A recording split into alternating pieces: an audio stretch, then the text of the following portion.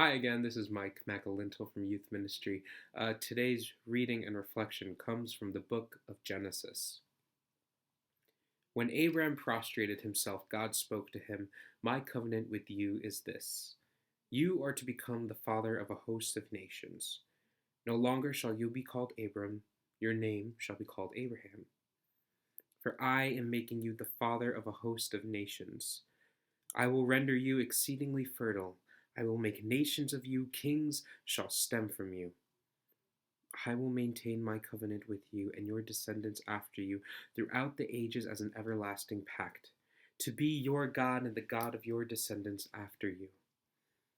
I will give to you and to your descendants after you the land in which you are now staying, the whole land of Canaan, as a permanent possession, and I will be their God." God also said to Abraham, "On your part, you and your descendants after you must keep my covenant throughout the ages."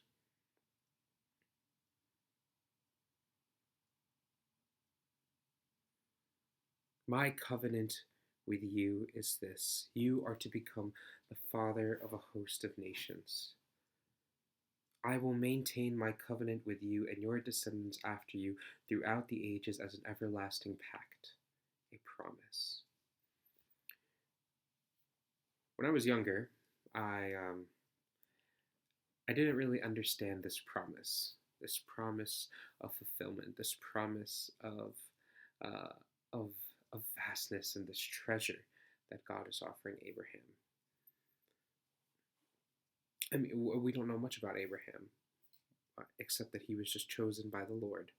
That God somehow saw something in him and said, "With you, I will build my community, my nation. Um, you will be the beginning of the fulfillment of that promise." Right. And as we're nearing the end of Lent, this time of reflection and ways of trying to see Christ enter our lives in new ways and in new meanings, it is fitting to hear the beginning of this promise. It is fitting to hear um, that Christ's life is a fulfillment of this promise that was started here with Abraham. That this promise of greatness, of gratitude, and of love started with this man and his family. We forget that, Abraham was struggling to have a child. Um, we forget that he was very old in his age, and yet God said, "I am choosing you to be the beginning of this grand adventure, of this grand story, of this grand promise, to let people know that I have never left them, to let them know that I am always with them."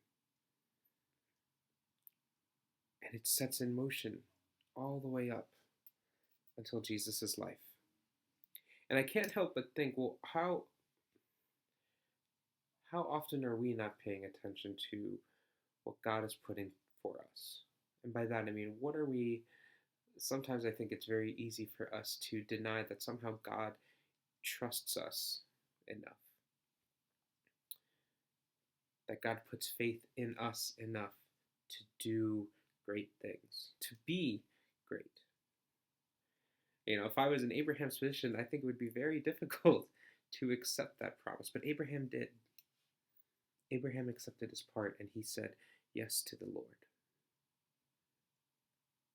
As we move forward into this new, as we move towards the end of the Lenten season, I challenge each and every one of you to think about, well,